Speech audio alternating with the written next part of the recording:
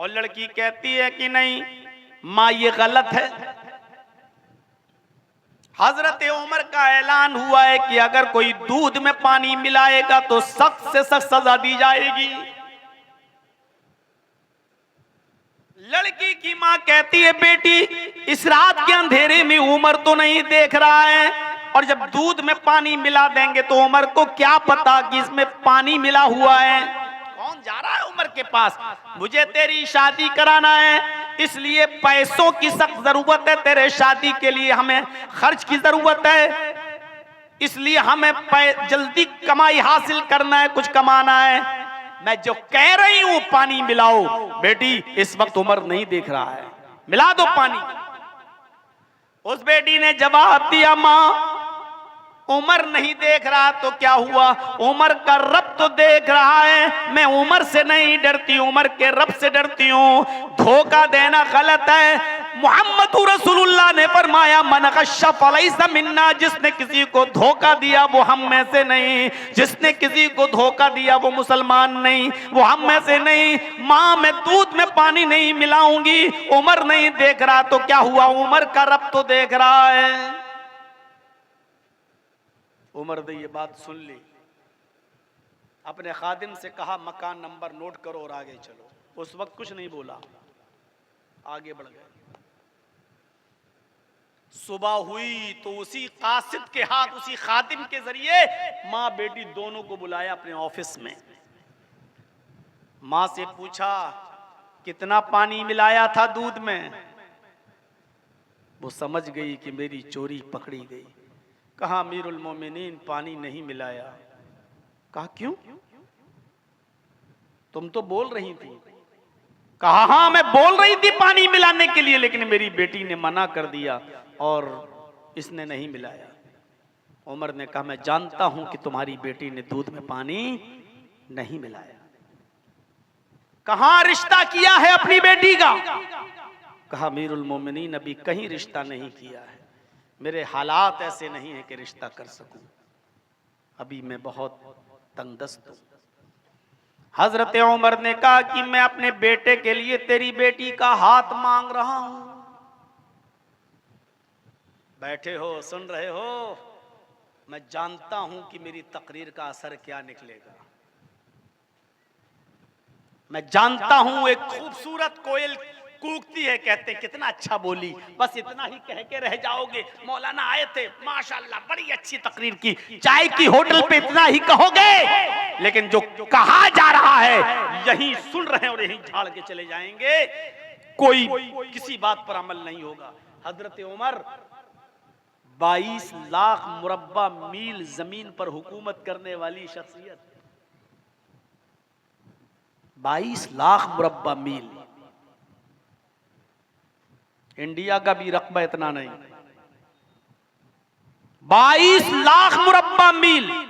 पूरी सऊदिया, इराक भी उसी में, ईरान भी उसी में, मिस्र भी उसी में, फिलिस्तीन भी उसी में, उर्दू भी उसी में, अल जजायर भी उसी में है। ये सब अलग अलग मुल्क हो गए, आज अलग अलग कंट्री है, ये सब पहले एक थे। इतनी बड़ी सल्तनत पर अकेला हुकूमत करने वाला, 22 लाख मुरब्बा मील पर हुकूमत करने वाली शख्सियत कह रही है आए बूढ़ी मां तेरी बेटी के लिए उमर अपने बेटे के लिए हाथ मांग रहा है, क्या तू अपनी बेटी का हाथ मेरे बेटे को देगी? कहा अमीरुल मोमिनीन मजाक क्यों करते हो? तसव्वुर भी नहीं था कि उमर अपने बेटे के लिए मेरी बेटी का हाथ मांगे। कहा अमीरुल मोमिनीन मजाक क्यों करते हो? फरमाया आए बूढ़ी मां मैं मजाक नहीं कर रहा हूं, मैं तेरी गरीबी की वजह से नहीं, तेरी बेटी की दीनदारी की वजह से मैं अपने बेटे के लिए तेरी बेटी का हाथ मांग रहा हूं। इसलिए तेरी बेटी से मैं अपने बेटे की शादी कराना चाहता हूं, क्योंकि तेरी बेटी उमर से नहीं उमर के रब से डरती है, उमर से नहीं उमर के रब से डरती है। और यही असली दीन है, यही तकवा है, यही परहेजगारी है। मैं ऐसी बहू चाहता हूं जो अल्लाह से डरने वाली हो, जो दीनदार हो। वो औरत तैयार हो जाती है और हजरत उमर ने अपने बेटे की शादी उसी दूध में पानी मिलाने के लिए कहने वाली औरत की बेटी से, उस गरीब लड़की से अपने बेटे का निकाह कर दिया। कहां हैं हम और आप? क्या क्या देख रहे हैं लड़कियों के अंदर? अब तो यह देखा जा रहा है कि इंस्टाग्राम पर इसके फॉलोअर कितने हैं, कमाती कितना है, अच्छा डांस करती है कि नहीं करती है। जो जितना कम कपड़ा पहने हैं वो उतनी ही ऊंचे खानदान की लड़की, उतनी अमीर बाप की बेटी। कितना कंजूस है बाप जो अपनी बेटी को 5 मीटर कपड़ा ला कर ना दे सके। तसव्वुर करिए आप, जब रिस्क हराम हम खाएंगे, अपने हलक के अंदर पेट में हराम रिस्क जाएगा तो कहां से स्वालेह और नेक औलादें पैदा होंगी। अब इंतजार कर रहे हो इब्ने तैमिया पैदा हो, इब्ने उल क़य्यिम पैदा हो, अहमद इब्ने हंबल आए, इमाम शाफी पैदा हो। अरे ये सारी औलादें उन माओं के पेटों से पैदा हुई जिन्होंने अपनी पूरी जिंदगी में कभी हराम का एक लुक्मा अपनी जबान पे नहीं रखा। हम हराम माल खाएं, धोखा दे देकर मुसलमानों आपस में एक दूसरे को धोखा देकर हम बिजनेस करें, बेईमानी करें, रिश्वत खाएं, सूद खाएं, ब्याज खाएं और मारे हराम आप खुद खाएं, बीवी को खिलाएं, तो हमारी बीवी की कोख से इंस्टाग्राम पर डांस करने वाली औलादें पैदा नहीं होंगी, नाचने वाले नचनिए और गवैये पैदा नहीं होंगे। तो आप ये उम्मीद रखते हैं कि इब्ने क़य्यिम पैदा हो, इब्ने तैमिया पैदा हो? नहीं, आज के दौर में ये उम्मीदें कहां लगाई जा सकती हैं। हजरत उमर ने उस गरीब लड़की को अपने घर की बहू बनाया, अपने बेटे की बीवी बनाया। फिर आइए उसी हदीस पर, 4 चीजें, 2 चीजें बताई। लिमालिहा, माल देखा जाता है, वली हस्ब हस्ब नसब देखा जाता है, वली जमालिहा, कुछ लोग लड़की की खूबसूरती भी देखते हैं कि खूबसूरत कितनी है, खुद तो लंगूर हैं लेकिन बीवी हूर चाहिए। कुछ लोगों की चॉइस ये भी होती है कि लड़की खूबसूरत मिले। 3 चीजें। और चौथी चीज बताई अल्लाह के रसूल ने, और लड़की के अंदर क्या देखा जाता है? वलिदीनिहा, दीनदारी भी देखी जाती है। ये 4 चीजें लड़की के अंदर देखी जाती हैं, माल, हस्बो नसब, खूबसूरती और दीनदारी। इन 4 चीजों में कामयाब लोग कौन हैं? ये 4 चीजें देखने वालों में कामयाब लोग कौन हैं? फरमाया फस्फर बिज़ातिद्दीन, जो इन 4 चीजों में दीन देखकर, दीनदारी देखकर जो निकाह करता है लड़की के अंदर, वो कामयाब हैं। उनको तरजीह दो, फस्फर बिज़ातिद्दीन, दीन वाली को तरजीह दो। यानी वही लोग कामयाब हैं जो दीनदार लड़की से शादी करते हैं। दीनदार लड़की जब घर में आएगी तो आपकी मां की भी खिदमत कर लेगी, आपकी बहन की भी खिदमत कर लेगी। मॉडर्न जमाने की लड़की लाओगे, सीधे कहेगी तेरी माँ का ठेका हमने नहीं लिया, तेरी बहन का ठेका हमने नहीं लिया, तेरे बाप का ठेका हमने नहीं लिया। 5-6 महीने सही से रहेगी, 1 साल होते होते तुम्हें तुम्हारी माँ और तुम्हारे बाप से भी दूर कर देगी और अलग होने की शर्त लगाना शुरू कर देगी। और आप अलग नहीं होंगे तो कहना शुरू कर देगी इस घर में जिन्नात का असर है, साया है, ड्रामा करना शुरू कर देगी। औरतों के मकरो फरेब से आप वाकिफ नहीं हैं। जितनी लड़कियां आजकल आंखें बंद करती हैं जो घूम रही हैं ना, 100 में 95 लड़कियां ड्रामेबाज होती हैं, नौटंकी करती हैं।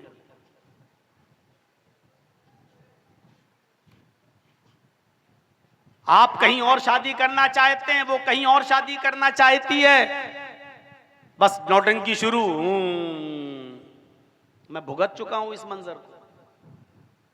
भोपाल में प्रोग्राम में गया था एक बार, मुझे लोगों ने कहा मौलाना साहब कई लाख रुपए खर्च हो चुके हैं, एक लड़की है हमारे घर में, जरा एक नजर उसको देख लीजिए मौलाना, बहुत परेशान है, 3 सालें 4 सालें हो गई इलाज करा करा के सही नहीं होती। मैंने कहा भैया ये सब मैं नहीं जानता हूँ यार, ये सब काम एक्सपर्ट लोगों से करवाओ, हम लोग इन सब कामों के पीछे नहीं पड़े हुए हैं। अब वो कहने लगा नहीं नहीं मौलाना चलिए, तो आप माशाल्लाह इतनी अच्छी तकरीर करते हैं, कुछ दुआ हुआ कर दीजिए। जबरदस्ती अपने घर पे ले गया, नाश्ता वाश्ता कराया, और जब उसकी लड़की की तरफ नजर गई ऐसे, उस वक्त हमारी उम्र बहुत कम थी, 10-12 साल पहले की बात है, और कम उम्र थी। कहने लगी किसको लाए, हम ही को बोल रही है। बड़े बड़े बूढ़े मौलवी इलाज नहीं कर पाए, ये कल का लड़का ये इलाज करेगा मेरा। हमने कहा चुप, उसने कहा हमने अरे बाप रे मर गए, बिल्कुल लग रहा था जैसे झपट जाएगी। अब मैंने सोचा कि भाई इसका इलाज तो मेरे पास है नहीं दिल में। मैंने अलग आके बाहर निकल के कहा कि भाई किसी बड़े आदमी को देखो, मैं बिल्कुल एक्सपर्ट नहीं हूं। कहा मौलाना कुछ दम तो कर दीजिए। मेरे दिल में आया कि एक चालाकी करो, खेल खेलो। मैंने कहा रे इसके ऊपर तो बहुत बड़ा साया है, इतना बड़ा शैतान इसके अंदर घुसा हुआ है। हमने कहा ये तो ठीक हो जाएगी। कहा कैसे, जबकि मैं सिर्फ एक धूल में लाठी मार रहा हूं, मुझे कुछ पता नहीं है। मैंने कहा कि तेल गरम करो, सरसों का तेल लाओ। बोला कितना, हमने कहा एक लीटर। 1 लीटर तेल लाया और उसी लड़की के सामने स्टोव जलाया गया और उस पर रख दिया उसको उबलने के लिए, खोलने के लिए। खूब खोल गया तेल, बहुत ज्यादा जब खोलने लगा और जोश मारने लगा, तब उस तेल को मैंने कटोरी में भरा ऐसे, और उसको पकड़ा मैंने चिमटे से, और मैंने कहा उसके भाइयों से इस लड़की के दोनों हाथ पकड़ो और इसके दोनों पैर पकड़ो, और एक से कहा जो उसका रिश्तेदार लगता था, मैंने कहा इसका सर पकड़ो, ये तेल इसके कान में डालेंगे। क्यों? मैंने कहा वो जिन्नात जो शैतान इसके अंदर घुसा हुआ है वो कान के रास्ते ही से बाहर निकलेगा, ये बिल्कुल ठीक हो जाएगी आज के बाद। ये खोलता हुआ तेल इसके कान में डालना है, और वो अपने आंख से देख रही है, उबलता हुआ खोलता हुआ। वो तो समझ गई कि ये तेल जैसे ही मेरे कान में जाएगा तो मेरे तो कान के पर्दे बेकार हो जाएंगे, बहरी हो जाऊंगी, पड़ जाऊंगी, क्या हाल होगा मेरा। तो उसके भाई कहने लगे अरे मौलाना जलता हुआ तेल नुकसान नहीं पहुंचेगा इसको। मैंने कहा जिन्नात आग से पैदा होता है, कुछ नहीं होगा, शैतान भी आग से पैदा है, आग आग को नुकसान नहीं पहुंचाती, इस लड़की को कुछ नहीं होगा। अगर शैतान है इसके अंदर तो कुछ नहीं होगा, और नहीं होगा तो बहुत कुछ हो जाएगा, पकड़ो इसको। जैसे ही मैंने ऐसे किया वैसे ही वो झटकते हुए कहती है हट मौलवी, मेरा कान खराब करने के लिए आया है क्या है? मैंने कहा पकड़ो इसको। कहती मुझे कुछ नहीं है, कुछ नहीं है मुझे, मैं बिल्कुल ठीक हूं। एकदम सारी चीजें कबूल दी, और साफ साफ उसने यही कहा जो मैंने उसके भाइयों से पहले बताया था कि मुझे इश्क का मामला लग रहा है, आपकी बहन जहां शादी करना चाहती है शायद आप वहां शादी नहीं करना चाहते हो, शायद ये मामला हो। बाद में जब उससे पूछा गया जब तेरे अंदर कुछ नहीं तो सही बता, तो उसने वही बताया, बिल्कुल वही कि हम कॉलेज में पढ़ते हैं, लड़का है वो हमारी बिरादरी का नहीं, हमारी कास्ट का नहीं, गैर मुस्लिम है, हमारे घर वाले उससे शादी नहीं होने दे रहे हैं, इसलिए हम ये सब कर रहे हैं। ये नौटंकियां, ये मौलवी आपको बहुत बेवकूफ बनाएंगे। तुम्हारी बेटी के बाल बड़े खूबसूरत हैं इसलिए जिन्नात आ गया, तुम्हारी बेटी खूबसूरत है इसलिए जिन्नात आ गया। अगर खूबसूरत लड़कियों पर ऐसे जिन्नात आने लगे तो ये दिल्ली और मुंबई के अंदर जो हाफ हाफ नेकर पहनकर और चड्डियां पहन के जो घूम रही हैं और बाल खोल खोल कर लिपस्टिक लगा लगा कर ये अंग्रेज औरतें आ रही हैं, और हमारी जो गोवा वगैरह में चले जाइए तो वाहियात लड़कियां फिर रही हैं। कभी इनकी ऊपर जिन्नात को देखा है आपने? कभी शैतान इनकी ऊपर हावी हुआ? जिन्नात इन लड़कियों पर नहीं, मौलवियों की खोपड़ियों में सवार हो चुका है। आप इनसे अपने आप को बचाइए वरना लूट लेंगे आपको, बर्बाद कर देंगे आपको।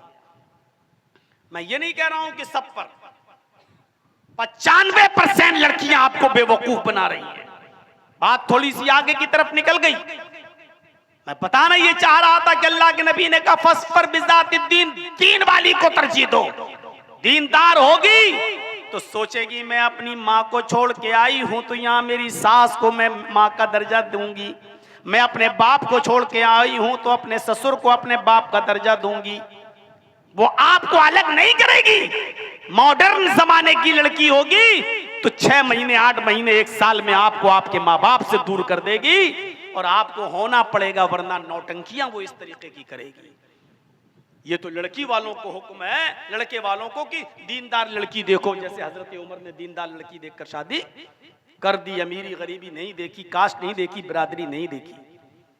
अब लड़के वालों को हुक्म है, अब लड़कों को क्या हुक्म है? लड़की वालों को हुक्म है। ये तो लड़के से कहा दीनदार लड़की देखो, अब लड़की वालों से कहा जा रहा है कि तुम क्या देखो। सुनिए, अल्लाह के नबी फरमाते हैं इज़ा खतबा इलैकुम, हम में और आप में जितने भी लोग यहाँ बैठे हैं सबके पास ही बेटियां होंगी। आप लोग, बहुत से लोग ऐसे हैं जिनके पास 3 बेटियां, 4 बेटियां, 2 बेटियां, 1 बेटी होंगी। अब बेटी वालों को नबी का फरमान सुना रहा हूं मैं। अगर किसी के पास बेटियां हैं तो सुनो, अल्लाह के नबी ने फरमाया मन खतबा इलैकुम मन तरज़ौन दीनहु व खुलुकहु, मन तरज़ौन दीनहु व खुलुकहु फज़व्विजूहु इल्ला तफ़अलूहु तकुन फितनतुन फिल अर्ज़ि व फ़सादुन अरीज़। क्या बात कही है अल्लाह के नबी सल्लल्लाहु अलैहि वसल्लम ने। अगर लड़कियों वाले इस पर अमल कर लें तो दुनिया में फितना और फसाद ही ना हो, तलाकों की नौबत ही ना आए। कितनी जबरदस्त पेशी अल्लाह के नबी सल्लल्लाहु अलैहि वसल्लम हुक्म दे रहे हैं। आए लड़कियों के वालिदैन, आए लड़कियों वालों, आए लड़कियों के माँ बाप, मन खतबा इलैकुम मन तरज़ौन दीनहु व खुलुकहु, तुम्हारे पास जब कोई लड़के का पैगाम आए किसी दीनदार, तुम्हारी लड़की के साथ निकाह करने के लिए किसी दीनदार लड़के का पैगाम तुम्हारे घर पे तुम्हारी बेटी से शादी के लिए आ जाए और उस लड़के का अखलाक अच्छा हो, उस लड़के का दीन अच्छा हो, मन तरज़ौन दीनहु व खुलुकहु, उस लड़के की दीनदारी तुम्हें खुश कर दे, उस लड़के का अखलाक तुम्हें अच्छा लगता हो, यानी वो नमाजी हो, रोजेदार हो, वो आदमी मुकम्मल तौर पर दीनदार हो, बाअखलाक हो, उसके अंदर किसी चीज की कमी ना हो, अच्छा अखलाक वाला हो, फज़व्विजूहु, तो अपनी बेटी का निकाह इस लड़के के साथ, इस दीनदार और बाखलाक लड़के के साथ कर देना। अपनी बेटी का निकाह इस लड़के के साथ कर देना। इस लड़के के पैगाम को अपने घर से वापस मत लौटाना। इस दीनदार लड़के के पैगाम को लौटाकर उस दीनदार लड़के का दिल मत तोड़ना, उस लड़के के पैगाम को लौटाकर उसको नामुराद मत करना। फज़व्विजूहु, अपनी बेटी के साथ उस लड़के का निकाह कर दो, उस दीनदार लड़के का अपनी बेटी के साथ घर बसा दो। इल्ला तफ़अलूहु तकुन फितनतुन फिल अर्ज़, अगर तुम ऐसा नहीं करोगे, इल्ला तफ़अलूहु तकुन फितनतुन, अगर तुम ऐसा नहीं करोगे, फितनतुन फिल अर्ज़, तो जमीन में फितना फैल जाएगा, वह फसादुन अरीज़, और लंबा चौड़ा फसाद बर्पा हो जाएगा। इस जमीन के ऊपर फितना फैलेगा और फसाद बर्पा हो जाएगा। मेरे प्यारे साथियों, हम और आप गौर करें, कितनी जबरदस्त बात कही अल्लाह के रसूल ने। अगर उस दीनदार लड़के का पैगाम तुमने लौटा दिया तो जमीन में फितना देखोगे, फसाद देखोगे, यानी तुम्हारी लड़कियां फिर चैन और सुकून के साथ अपने ससुराल में नहीं रह पाएंगी। जमीन में फितना होगा और फसाद बर्पा होगा, क्योंकि तुमने दीनदार लड़के को रुलाया है, तुमने बाखलाक लड़के का दिल तोड़ा है। इसलिए जमीन पर तुम्हारी बेटियां, तुम्हारी बहनें खुश नहीं रह पाएंगी। उस दीनदार लड़के के साथ अपनी बेटी का निकाह कर दो। कितना अमल है आज समाज में इस पर, कितना अमल। हम सोसाइटी पर नजर डालें, हम समाज पर नजर डालें, हम अपनी शादियां देखें। इन्ना आज़मन निकाही बरकतन आइसरुहा मऊनतन, अल्लाह के नबी फरमाते हैं सबसे अजीम और बाबरकत निकाह वो है, सबसे अच्छा निकाह वो है, सबसे ज्यादा बाबरकत निकाह, बरकत वाला निकाह वो है आइसरुहा मऊनतन, जिसमें खर्चा सबसे कम हो, जिसमें खर्च सबसे कम हो। हम अपनी बेटी की शादी करते हैं या बेटे की, तो 20 और 25 रुपए का तो एक कार्ड छपता है, 25, 30, 50 हजार, 1 लाख में तो शादी हॉल बुक होता है, मैरिज हॉल बुक होता है। 200, 300, 400, 500 आदमियों की बारात आती है और फिर बारातियों की डिमांड लड़के की तरफ से, हमारे मेहमानों की इज्जत अच्छी होनी चाहिए, हमारे मेहमानों के साथ सुलूक अच्छा होना चाहिए। जानते हो इसका मतलब क्या हुआ? देखो भाई, हमारे 200 आदमी आएंगे, 300 आदमी आएंगे, जरा इज्जत अच्छी होनी चाहिए, खातरी अच्छी होनी चाहिए। इसका मतलब समझ रहे हैं आप क्या कहना चाह रहा है? इसका मतलब यह है कि बड़े बड़े का गोश्त मत खिला देना। भीख मांगने की स्टाइल बदल गई, लेकिन है भीख। इज्जत अच्छी होनी चाहिए, मतलब मटन, देशी चिकन, इससे नीचे मत खिलाना। आपसे कहा किसने कि 300 आदमियों की बारात लेकर आओ? कौन सी हदीस है और किस में आया है कि लंबी चौड़ी बारात लेकर आप लड़की वाले पर बोझ बन जाएं? किसने कहा आपसे? अल्लाह के नबी जनाबे मोहम्मद रसूलुल्लाह सल्लल्लाहु अलैहि वसल्लम के जमाने में कैसे निकाह हुआ करते थे, कभी हमने उन निकाह पर गौर किया है? बारात का कौन सा तसव्वुर है इस्लाम के अंदर? नबी अकरम सल्लल्लाहु अलैहि वसल्लम के पास एक औरत आती है, सुनिए दिलचस्प वाकया, नौजवानों जरा गौर कीजिएगा। अल्लाह के नबी जनाबे मोहम्मद रसूलुल्लाह सल्लल्लाहु अलैहि वसल्लम के पास एक औरत आती है और आते ही कहती है, मैं अपने आप को हिबा कर रही हूं आपके लिए। अल्लाह के रसूल, मैं अपने आप को हिबा कर रही हूं आपके लिए, मतलब समझ रहे हैं कि मैं आपके साथ शादी करना चाहती हूं, आप मेरे साथ निकाह कर लें।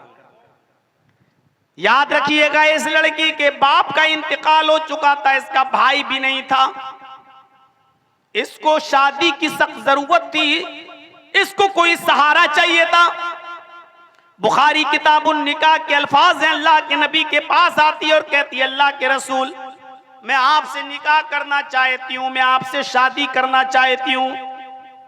अल्लाह के नबी सल्लल्लाहु अलैहि वसल्लम खामोश हो रहे। उसने दोबारा कहा, आप खामोश रहे। उसने तीसरी बार कहा, अल्लाह के नबी आप बोलते क्यों नहीं है? अय अल्लाह के रसूल, जवाब दीजिए, मैं आपसे निकाह करने की ख्वाहिशमंद हूं, मुझसे शादी कर लीजिए और मेरे साथ घर बसा लीजिए। आप तीसरी बार भी खामोश रहे।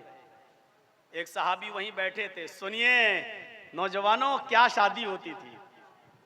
एक सहाबी वहीं बैठे हैं, वो कह रहे हैं, अल्लाह के रसूल, ये आपसे बार बार कह रही है, आप जवाब दीजिए ना उसको।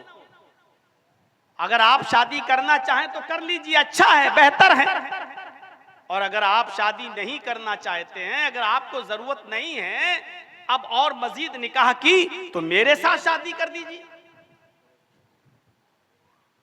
आज कोई कह के देख ले आदमी कहीं कितना बड़ा बेहुदा है, देखो वो उससे कह रही शादी के लिए और बीच में ये टपक पड़ा। अल्लाह के रसूल, अगर आप करना चाहें तो बेहतर है, वो आपके साथ करने आई है, और अगर आप नहीं करना चाहते हैं तो मेरे साथ शादी कर दीजिए, मैं तैयार हूं, मैं निकाह करना चाहता हूं, मुझे भी जरूरत है एक बीवी की। अल्लाह के नबी ने फरमाया, नहीं मैं तो नहीं कर सकता, लेकिन हाँ अगर तुम्हें जरूरत है, शादी करना चाहते हो, तो तुमने एक नजर इसको देख लिया, इसने भी एक नजर तुम्हें देख लिया। अब उस औरत से पूछा, बताओ मैं तो नहीं कर सकता, क्या तुम इसके साथ निकाह करने के लिए तैयार हो? क्या तुम इसके साथ शादी करोगी? क्या तुम्हें ये लड़का पसंद है? उस औरत को चूंकि जरूरत थी, घर बसाना था, इसलिए उसने कहा, आए अल्लाह के नबी, करना तो आपके साथ चाहती थी, लेकिन अगर आपको अब जरूरत नहीं है और करना नहीं चाहते हैं तो कोई बात नहीं। शादी तो जबरदस्ती नहीं ना होती है। अगर आप नहीं करना चाहते हैं तो कोई बात नहीं, अगर आप नहीं कर रहे हैं तो फिर इसके साथ मेरा निकाह कर दीजिए, मैं तैयार हूं। अब जो चीज बताने वाली है वो बतला रहा हूं। और सुनो साथियों, अल्लाह के रसूल ने कहा, औरत तो तैयार हो गई शादी के लिए, लेकिन आए नौजवान ये बता अपनी बीवी को देगा क्या, मेहर क्या देगा। यानी लड़की से नहीं पूछा जा रहा है कि तेरे पास कुछ है देने को, लड़के से पूछा जा रहा है क्या दोगे। हल इंतका दईनुन, तुम्हारे पास मेहर देने को कुछ है, क्या दोगे तुम अपनी होने वाली बीवी को। तो उसका भी जवाब सुनो। उसने छूटते ही कहा, अल्लाह के रसूल वो तो देने के लिए कुछ भी नहीं है मेरे पास, कुछ नहीं और शादी करना चाह रहा है। हमारे समाज में ये तसव्वुर होगा, हमारे समाज में ये तसव्वुर होगा किसी के पास कुछ ना हो और शादी। कहा अल्लाह के रसूल, मा इंदी शैउन, मेरे पास कुछ नहीं है देने को। अल्लाह के रसूल ने उसको घर भेजा, पहले अपने घर जाओ। कहा क्यों? कहा इल्तमिस, कोई चीज ढूंढो, इल्तमिस शैअन, कोई चीज मिल जाए देने के लिए, अगर घर में हो तो लाओ, उसको दे दो और उसको देकर वही मेहर बना दूं और तुम्हारा निकाह हो जाए। यहां पर वो सहाबी घर गए और घर से आने के बाद कहा, आय अल्लाह के नबी, मैंने घर में बहुत कुछ देखा, मां वजद तो शैअन, हमने अपने घर में कोई चीज नहीं पाई, यानी हमें घर में कोई चीज नहीं मिली। आय अल्लाह के नबी सल्लल्लाहु अलैहि वसल्लम, मेरे घर में कोई चीज नहीं है जो मैं इसको दे सकूं। लीजिए, कोई चीज नहीं। आपने उसको दोबारा घर भेजा और दोबारा घर भेजने के बाद उससे कहा, इल्तमिस खातमम मिनल हदीद, लोहे की अंगूठी ही मिल जाए तो वही ले आओ। लोहे की अंगूठी, सोने की नहीं, चांदी की नहीं, लोहे की अंगूठी अगर मिल जाए तो वही ले आओ, उसी को मेहर में दे दो, कुछ तो दो बीवी को। वो सहाबी दोबारा घर गए, हदीस के अल्फाज आए और कहा, मां वजद तो खातम मिनल हदीद, अय अल्लाह के रसूल, लोहे की अंगूठी भी नहीं मिली। सोच रहे हैं घर में कुछ नहीं है देने को और शादी करना चाह रहे हैं। हम और आप ऐसा कर सकते हैं? कितना आसान कर दिया अल्लाह के रसूल ने निकाह। कहा कि लोहे की अंगूठी भी नहीं है। आपने कहा बड़े अफसोस की बात है, कुछ नहीं है तो कैसे निकाह होगा, बीवी को तो मेहर देना पड़ेगा ना कुछ ना कुछ। कहने लगा, एक चीज है, अगर उससे काम चल जाए तो चला लीजिए। आपने कहा बताओ क्या है तुम्हारे पास। अब सुनोगे तो हंसी आएगी। कहता है, अल्लाह के रसूल, इंदी इजारुन, एक लुंगी है मेरे पास। लुंगी, तहमत। आपने कहा नई? कहा नहीं, नई कहां है, सोता हूं तो उसी को पहनकर सोता हूं। जब घर में मैं आराम करता हूं तो वो लुंगी पहनकर ही सोता हूं, वही एक लुंगी है। अगर आप उस लुंगी से काम चला सकते हैं तो बताइए। वो भी पूरी नहीं दूंगा, आधी दे दूंगा इसको। आपने कहा वो लुंगी भी पुरानी है तेरे पास और वो भी पूरी देने के लिए तैयार नहीं है, आधी फाड़ देगा तो आधी तेरे किसी काम की नहीं रहेगी और आधी उसके किसी काम की नहीं रहेगी। देना है तो पूरी लुंगी दे। बोला, अल्लाह के रसूल, पूरी तो नहीं दे सकता, आधी में काम चल जाए तो ठीक है, आधी मेरे पास रहेगी। मैं जंगल और देहात में जाने वाला आदमी हूँ, कहीं धूप में सस्ताने के लिए बैठना होगा तो आधी फटी हुई लुंगी को बिछाकर कम से कम बैठ तो जाऊंगा, कहीं लेटना हुआ तो उसके ऊपर कहीं लेट तो जाऊंगा। हम आधी लुंगी दे सकते हैं, पूरी नहीं दे सकते। आपने कहा फिर अपने पास रख ले, आधी लुंगी का तेरे करेंगे क्या, उसके भी किसी काम की नहीं, तेरे भी किसी काम की नहीं, पूरी तू ही ले, और कुछ नहीं है। कहा नहीं। आपने कहा अच्छा इधर आओ। ओफ, ये नहीं कह रहे हैं जा तेरा निकाह नहीं हो सकता। आपने उसको बुलाया और कहा इधर बैठ गए। आपने कहा ये बताओ कुरान कितना याद है तुम्हें? और नौजवानों सुनो, अंगूठी लोहे तक की नहीं है उसके पास। लेकिन जब पूछा कि कुरान कितना याद है, तो उसने कहा अल्लाह के रसूल सूरह मुल्क याद है, सूरह हश्र याद है, सूरह दहर याद है, सूरह नबा याद है, सूरह कयामा याद है। उसने कई सूरतों के नाम गिनाए। अल्लाह के नबी ने फरमाया इतनी सूरतें तुम्हें याद हैं? इतनी सूरतें तुम्हें याद हैं? कहा हाँ। आपने फरमाया क्या इन सूरतों को तू अपनी बीवी को याद करा देगा? क्या ये सूरतें तू अपनी बीवी को सिखा देगा? उसने कहा जी नाम, हाँ मैं अपनी होने वाली बीवी को इन सूरतों को याद करा दूंगा। अब अल्लाह के नबी ने उस औरत से पूछा क्या है औरत, आए खातून, तेरे होने वाले शौहर के पास मेहर देने को कुछ नहीं है, कुरान की ये सूरतें याद हैं, अगर ये सूरतें वो तुझे याद करा दे और तुझे सिखा दे और यही कुरान की सूरतें मेहर बन जाएं, तो क्या तू मेहर में कुरान की इन सूरतों को अपनाने के लिए तैयार है? क्या इन सूरतों को अपना मेहर मानने के लिए तैयार है? अगर है तो तेरा निकाह कर दिया जाए। वो औरत चीख पड़ी कि अल्लाह के नबी, जिस औरत के निकाह में कुरान की आयतें मेहर बन जाएं, जिस औरत के निकाह में कुरान की सूरतें मेहर बन जाएं, उससे ज्यादा बाबरकत निकाह फिर किसका हो सकता है? उससे ज्यादा पाकीज़ा रिश्ता किसका हो सकता है? मुझे ये मेहर मंजूर है, कुरान की आयतों को मैं मेहर मानने के लिए तैयार हूं। और उसी वक्त अल्लाह के रसूल ने उसका निकाह कर दिया और उस औरत को रुखसत कर दिया। उस औरत के वली खुद अल्लाह के नबी बन गए, क्योंकि बगैर वली के औरत का निकाह जायज नहीं है। बाप नहीं है तो चचा वली बनेगा, बाप नहीं है तो चचा वली बनेगा, चचा नहीं है तो बड़ा भाई वली बनेगा, कोई ना कोई घर का आदमी वली बनेगा। और वली मेरे भाइयों, अगर कोई औरत बगैर वली के निकाह कर लेती है तो वो निकाह ही नहीं माना जाएगा। मन नकहत मिन गैर इज़्न वलियहा फनिकाहुहा बातिल फनिकाहुहा बातिल फनिकाहुहा बातिल। जिसने अपने वली की इजाजत के बगैर खुद अपना निकाह कर लिया जिस लड़की ने, वो निकाह बातिल है, वो निकाह बातिल है, वो निकाह बातिल है। और जिस लड़की का कोई ना हो, बाप ना हो, भाई ना हो, चचा ना हो, कोई ना हो, तो फिर निकाह पढ़ाने वाला काजी उसका वली बनेगा, लेकिन वली के बगैर वो औरत निकाह नहीं कर सकती है। जो लड़कियां अपने घरों से फरार होकर भाग जाती हैं और दूसरे शहरों में जाकर किसी हाजी को अपना बाप बना लिया, किसी को बूढ़े को अपना बाप बना लिया, या किसी नौजवान को अपना भाई बना लिया, और मौलाना साहब के सामने वो हाजी, वो बुढ़ा अगर कह देता है कि हाँ मैं इसका बाप बन गया हूं, तो बाप बना लेने से बाप नहीं बन जाएगा।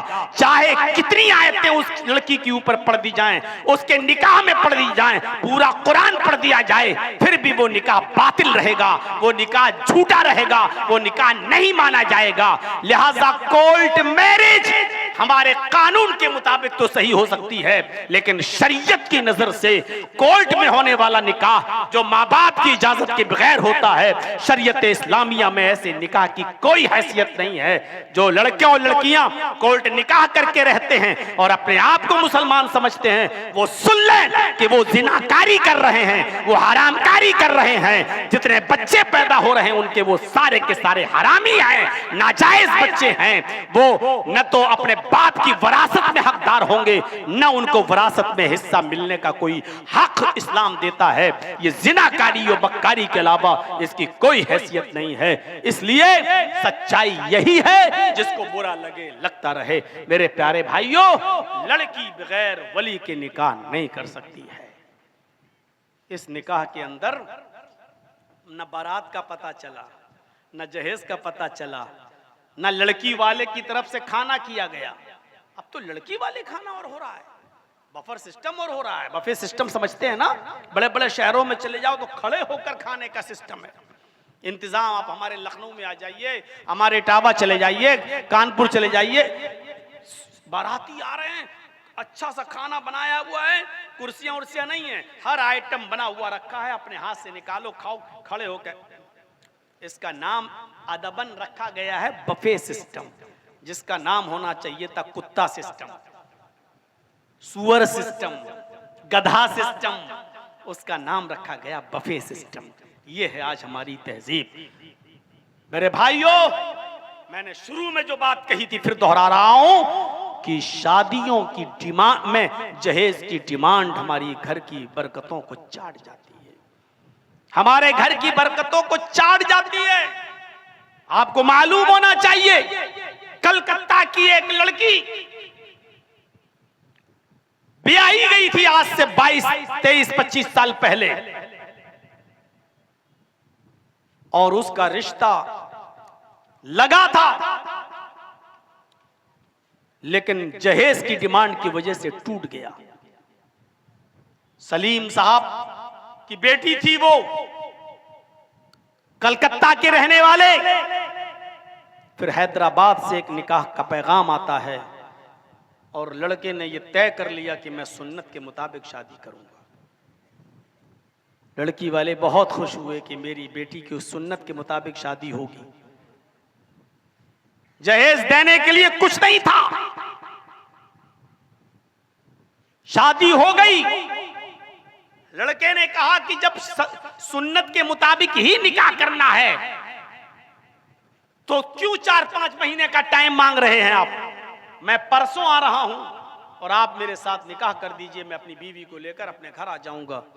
मुझे थोड़ी कोई बारात लाना है और आपको भी तो जहेज नहीं देना है। जब सुन्नत के मुताबिक ही करना है तो आप भी मत खिलाइए किसी को खाना वाना, लड़की क्या आप भी ऐसी शादी कर दीजिए। बहरहाल कहा कि आ जाइए, और फौरन आनन फानन निकाह हो जाता है। लड़का अपने साथ एक बूढ़ा आदमी और एक बूढ़ी औरत भी ले आया, जिसने ये जाहिर किया कि ये मेरे बाप हैं, ये मेरी मां है। और वो लड़का उस लड़की को लेकर चला गया। उस लड़की का नाम जमीला था। लेके चला गया। ट्रेन पर बैठकर ये लोग जाते हैं। रास्ते में किसी स्टेशन पर वो बूढ़ा और बूढ़ी उतर जाते हैं, जो उसके फर्जी मां बाप थे। लड़की हैदराबाद पहुंच जाती है। उस लड़के ने 5-6 दिन, 1 हफ्ता उस लड़की को अपने पास रखा। लड़की खुश थी, मां बाप भी खुश, चलो मेरी बेटी का शरीयत के मुताबिक, सुन्नत के मुताबिक निकाह हो गया। लेकिन 1 हफ्ते के बाद उस लड़के ने उस लड़की को हैदराबाद की किसी 5 स्टार होटल में 20,000 रुपए में बेच दिया। चला आया। उस लड़की की इज्जत के साथ खिलवाड़ होने लगा, कस्टमर आने लगे। वो हर कस्टमर को बोलती कि मैं वो नहीं हूं जो तुम समझ रहे हो, मेरे साथ धोखा हुआ। लेकिन जो पैसे देकर आया हो वो कैसे छोड़ देगा। पिटती थी वो, और मजबूर होकर वो सब उसको करना पड़ता था जो एक शरीफ लड़की 1000 बार सोचती है।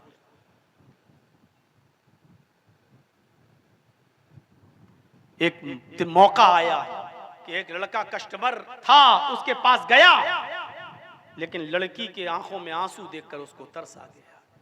उसने पूरी वजह उससे पूछी तो उसने पूरी दास्तान सुनाई। उसने कहा, डरो नहीं, तुम मेरी बहन हो, मैं तुम्हें हाथ भी नहीं लगाऊंगा। अब तुम बताओ मेरे लायक काम क्या है तुम्हारा? उसने कहा, मैं एक लेटर लिख रही हूं, इस लेटर को मेरे घर तक पहुंचा सकते हो तो पहुंचा दो। उसने कहा, यह जिम्मेदारी मेरी।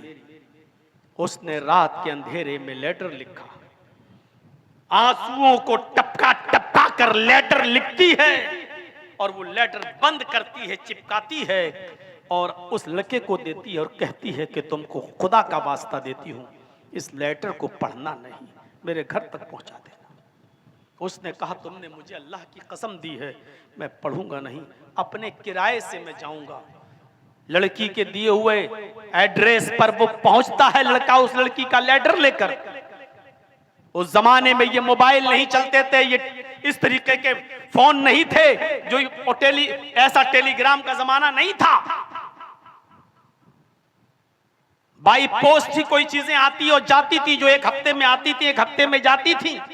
ये लड़का ट्रेन पे बैठा और चला आया, सलीम साहब का घर पूछते हुए पहुंचा, और जब पहुंचा तो दरवाजा खटखटाया। सलीम साहब ने दरवाजा खोला, कहा मैं हैदराबाद से आया हूं, आपकी बेटी ने लेटर दिया। बाप ने, सलीम ने खुशी खुशी वो लेटर लिया, उस लड़के को अंदर बुलाया, पानी पिलाया, अपनी बेटी की सहेलियों को बुलाया कि आज तुम्हारी सहेली का लेटर आया है। सलीम साहब सोच रहे थे कि मेरी बेटी मेरे दामाद की तारीफों के पुल बांध रही होगी, फरिश्ता सिफत इंसान उसको मिला है, सुन्नत के मुताबिक मेरी बेटी को ब्याह कर ले गया है। जब सलीम साहब ने उस लेटर को खोला तो पढ़ते हैं, प्यारे अब्बू जान अस्सलाम वालेकुम, उम्मीद कि आप खैरियत से होंगे। मेरी खैरियत लेटर पढ़ने के बाद आपको पता चल जाएगी। अरे अब्बू जान, क्या मैं आपके ऊपर इतनी बोझ बन चुकी थी कि आप एक बार भी लड़के की हकीकत को तलाश न कर सके? वो बूढ़ा और बूढ़ी जो दूसरी स्टेशन पे उतर गए, वो उसके फर्जी मां बाप थे। जिस दामाद को आप फरिश्ता सिफत समझ रहे हैं, मैं आपको कैसे यकीन दिलाऊं कि वो परले दर्जे का शैतान था। आपने सुन्नत के मुताबिक शादी तो कर दी, लेकिन लड़के की हकीकत आप नहीं जान सके। उसने मुझे यहां 20,000 रुपए में लाकर बेच दिया। दरिंदे मेरा शिकार कर चुके हैं। अरे अब्बू जान, आपके पास इतना पैसा नहीं है कि आप मुझे यहां से छुड़ा सकें। मुझे छुड़ाने के लिए आपको अपना मकान, जमीन का एक छोटा सा टुकड़ा है, वो आपको बेचना भी पड़ जाएगा, तब भी आप इस गुंडे से मुझे नहीं छुड़ा सकते हैं। पावरफुल आदमी है ये, और मैं अपनी गंदी शक्ल और नापाक चेहरा लेकर मैं आपके सामने नहीं आना चाहती। अरे अब्बू जान, मैंने ये फैसला कर लिया, सुबह का सूरज निकलने से पहले मैं फंदा लटकाकर और उसमें अपना गला लगाकर खुदकुशी कर लूंगी, ये जानते हुए भी कि खुदकुशी हराम है। लेकिन मेरा रब मुझे माफ कर देगा, क्योंकि इस दलदल में रहने से बेहतर है कि मैं मर जाऊं। मुझे ये नापाक जिंदगी पसंद नहीं है। अरे अब्बू जान, मैं ये आपको बताए बगैर भी मर सकती थी, लेकिन मैं ये लेटर इसलिए लिख रही हूँ क्योंकि मैं अपनी एक छोटी बहन फातिमा को छोड़ कर आई हूँ, जिसकी उम्र 6-7 साल है।